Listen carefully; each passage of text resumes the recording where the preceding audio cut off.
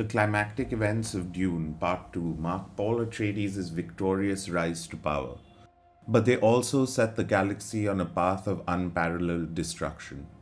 With the fall of House Harkonnen and Emperor Shaddam IV's forces, Paul seizes the imperial throne, uniting the Imperium under his rule.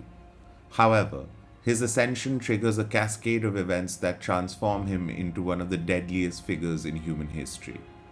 After the events of the second movie, Paul's reign begins with his marriage to Princess Irulan, a political arrangement that consolidates his power but remains devoid of love.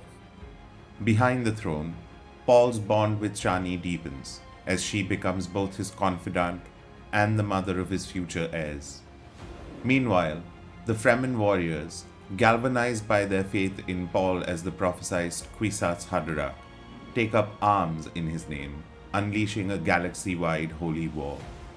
This religious fervor manifests as the Jihad, a relentless campaign of conquest and eradication.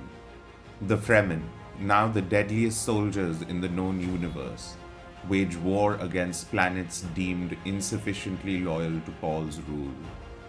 Entire worlds are sterilized, religions are obliterated, and 61 billion lives are lost in the fires of this fanaticism. The 90 worlds destroyed and the suppression of 500 planets are not merely collateral damage. They are calculated moves in Paul's vision of the Golden Path. Paul's prescience, which was hinted at in Dune and expanded in Dune Part 2, becomes both his weapon and his torment.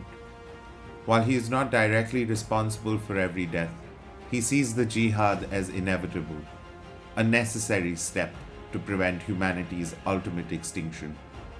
His visions show even darker futures if he refuses to act, forcing him to choose between personal morality and the survival of the species.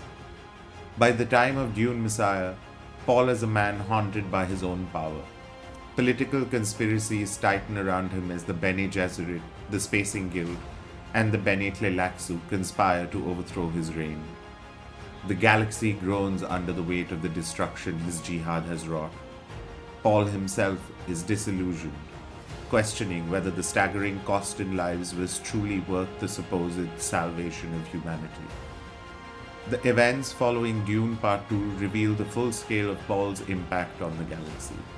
His rise to power may have been glorious, but the price is paid in billions of lives, making him both a savior and a destroyer. His legacy is a chilling reminder of the cost of destiny.